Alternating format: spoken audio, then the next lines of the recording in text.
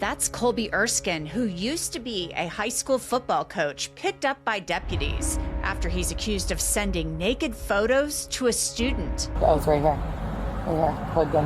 Okay. I go through the allegations and where this coach's career stands now.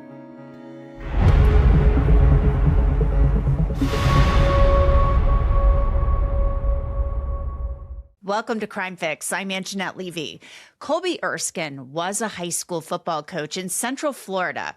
Was is the key word there. He lost his job after he was arrested on felony charges. The allegation that he was soliciting a minor, sending her naked photos of himself over Instagram and trying to get her to meet up with him. Now, I'm going to get into the specifics of the allegations here shortly, and let me warn you, the ick factor is really high here. Erskin had been working as a coach at Mount Dora High School in Lake County in the greater Orlando area until his arrest. The charges he faces stem from incidents that police say happened with a student in Broward County in the greater Miami area, where Erskin had once worked as a coach at South Plantation High School. Deputies in Seminole County pulled over Erskin on February 5th on an active warrant.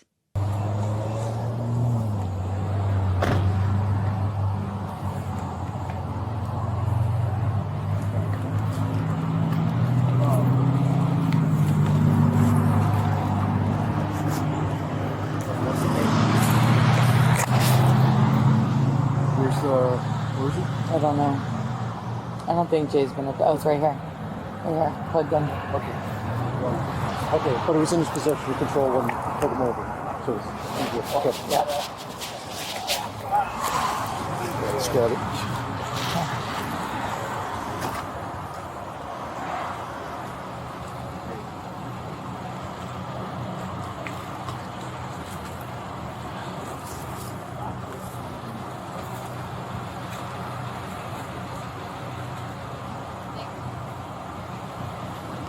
I was like, that's a very long green light. What's that thing gonna get? I know. I was like going as slow as I can. I'm like, I'm going 1 mile an hour. It's still green. It's still green. It's still green.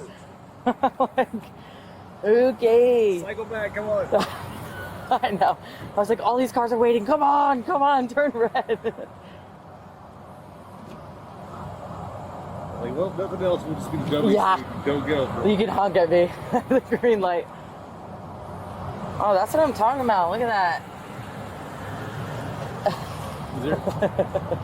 Oh, that's like perfect. Yeah. You can fit a piece of paper through there. Yeah. You can fit a piece of paper through there. Look at that. All right, I gotta turn this in soon. Just easily back up right into that.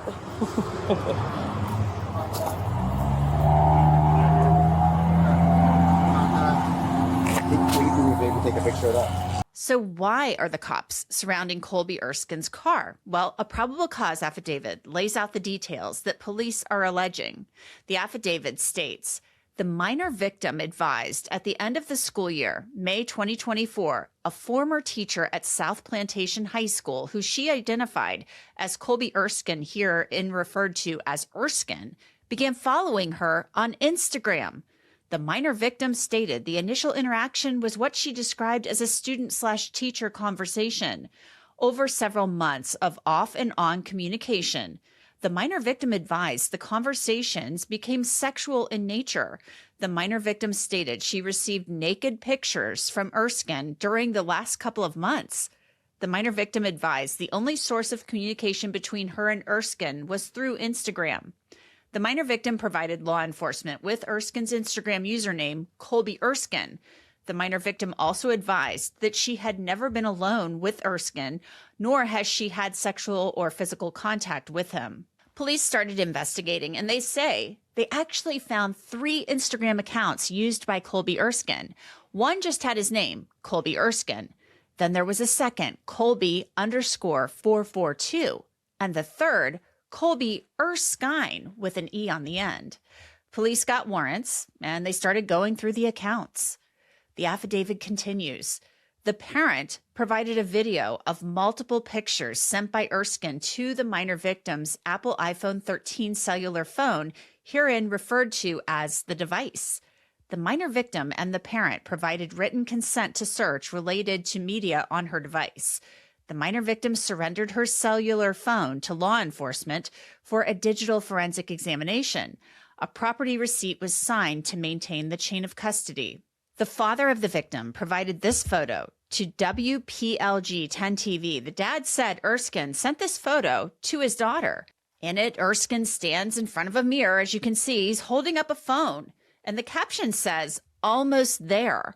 Erskin is naked from the waist down, but the photo is blacked out below the waist. The affidavit goes on to say, the minor victim, an 11th grade high school student, stated that Erskin is known to her as a former teacher from her high school where she is currently enrolled.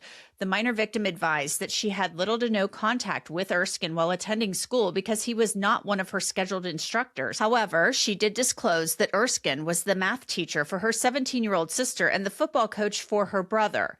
The minor victim stated that she received a follow request from Erskin on Instagram at the end of the previous year.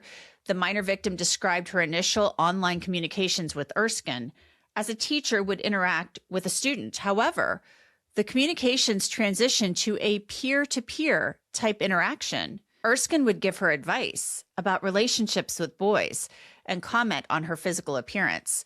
The minor victim mentioned that Erskin would send her pictures of clocks and calendars counting down to her 18th birthday.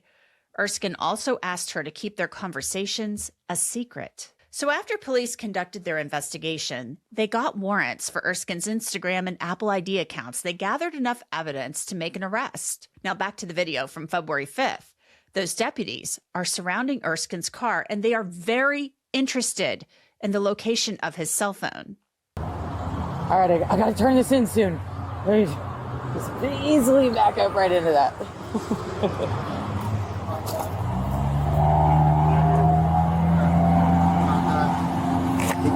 Maybe take a picture of that. Not bad. Can I take a picture of that? Sure. Yeah. I have my phone. Well, I was like, I'm gonna have to flash flashlight because. Okay.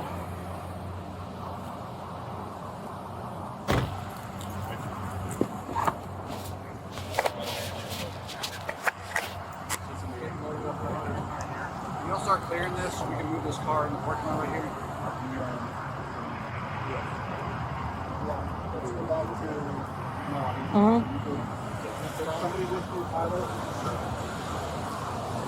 Who's moving this car? What? Yeah. Yeah. Okay. Can you start follow them up there? Okay. You guys silent.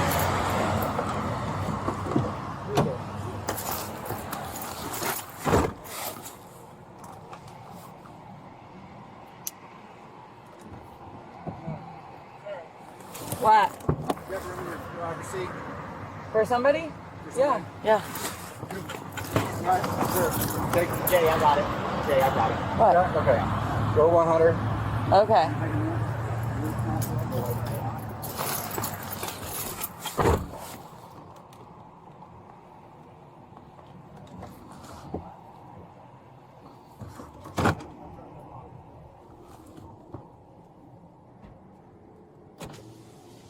All right, I'm gonna wait for the marked car to come up here. Now here's another angle from another deputy's body-worn camera. They actually blocked in Erskin's car. Oh.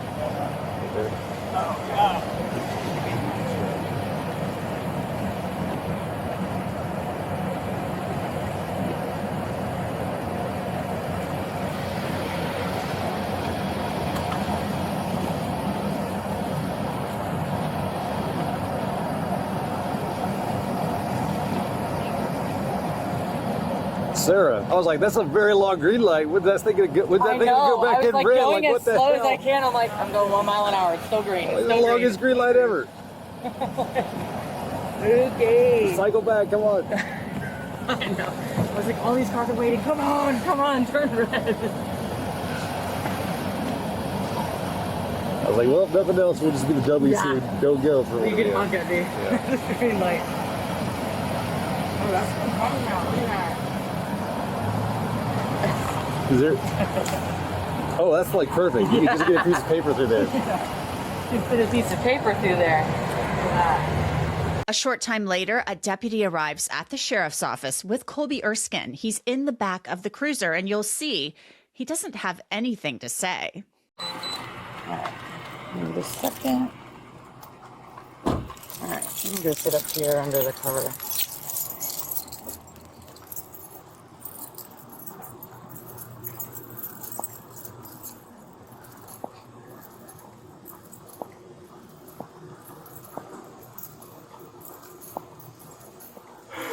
I just have a seat right here. Just a minute.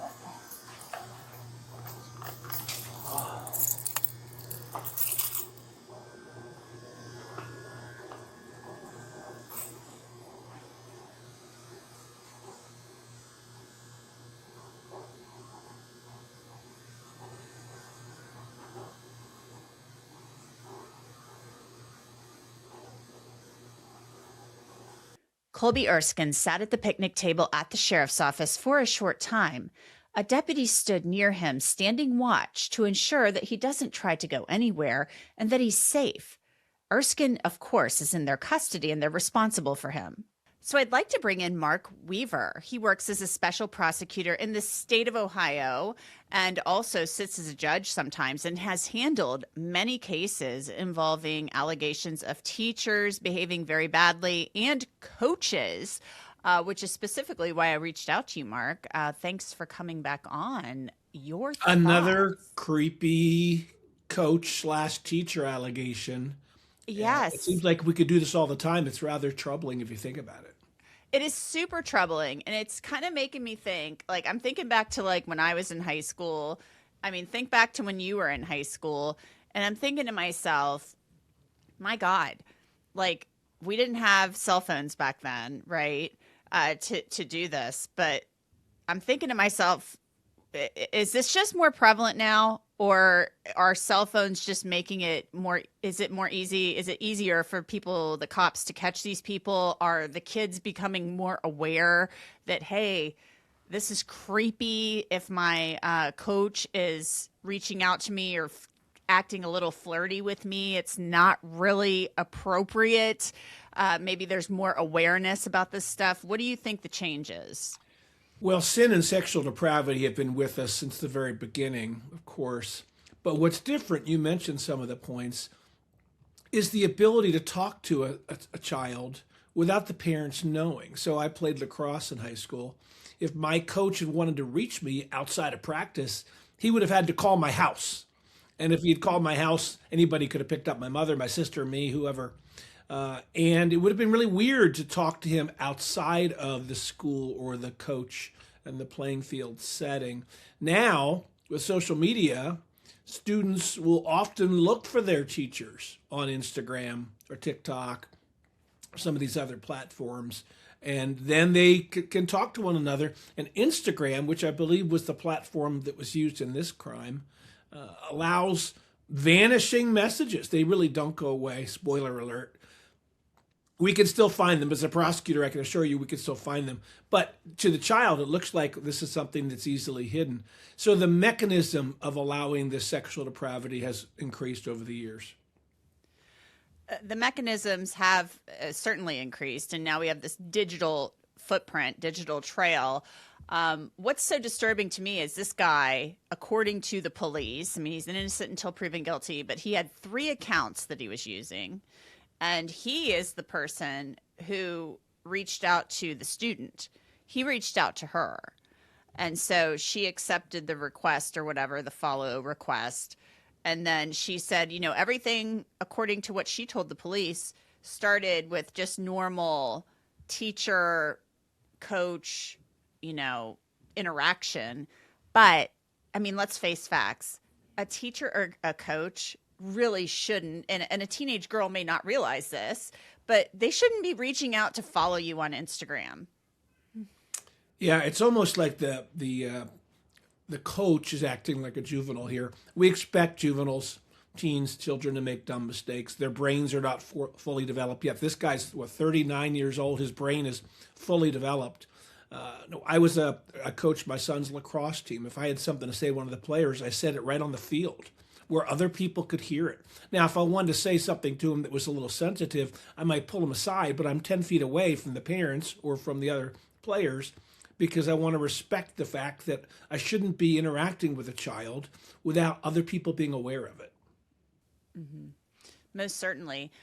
Also, what's so concerning to me is the fact that he had 3 Instagram accounts. Who needs 3 Instagram accounts? One's like Colby Erskin, his name, and then there's Erskine with an E on the end, and then one has some numbers after it.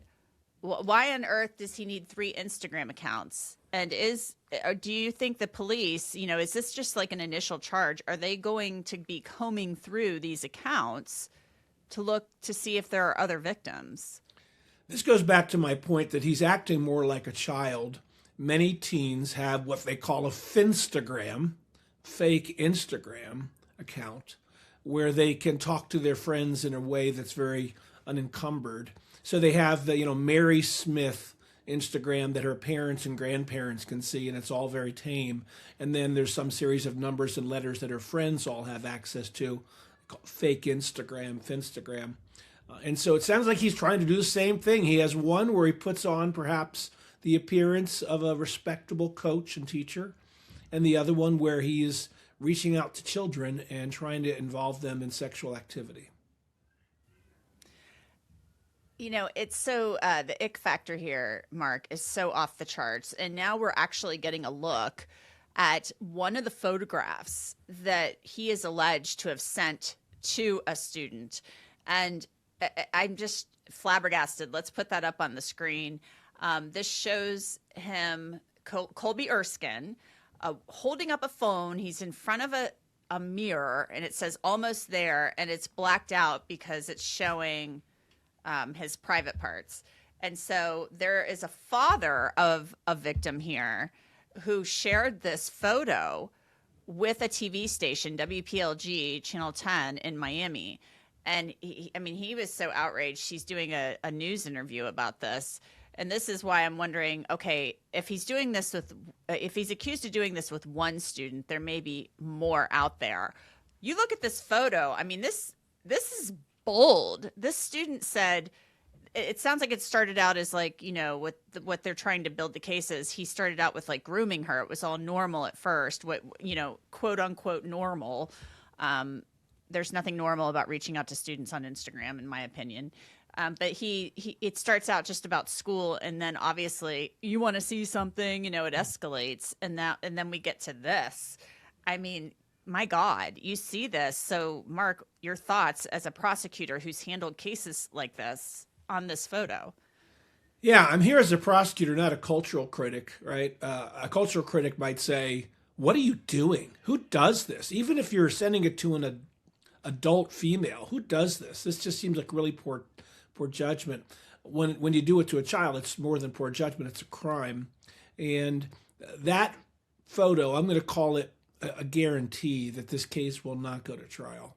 No defense lawyer wants to have the jury see a blown up foam core photo of that put on an easel right in front of them for the entire opening statement of the prosecution. And they don't blur it. At trial, we don't blur things. At trial, the jury sees exactly whatever the image was. And so the evidence here appears to be very strong. This will likely plead. I think it's 2 third-degree felonies. He won't go to prison for life. There wasn't any sexual contact. That doesn't make it much better. It's just a different kind of a crime. So the photo that we saw, that kind of gross, what were you thinking photo, to me is the guarantee that this thing will not go to trial because no defense lawyer would want it to. So, Mark, you don't think this case will ever go to trial.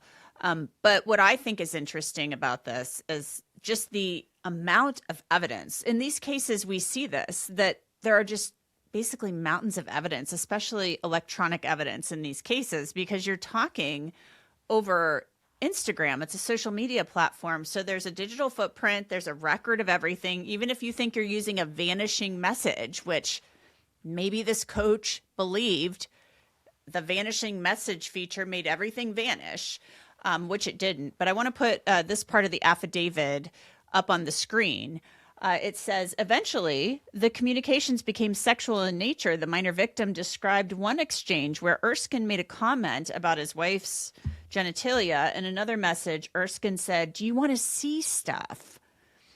And which she believed was a reference to viewing sexually explicit content. The minor victim believed that Erskine wanted to exchange nude images and encouraged her to send images of herself.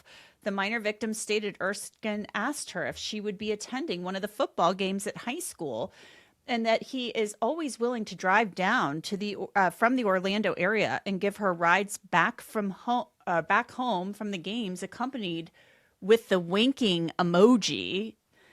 At one point, Erskine attempted to contact her via a video call. However, she believed Erskine's intent for the call was sexually motivated and therefore refused to interact with him on a live video connection.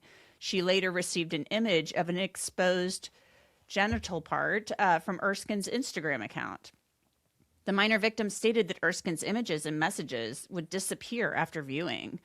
The minor victim described an Instagram feature called vanishing mode, where images, videos, and other direct messages would disappear after being viewed.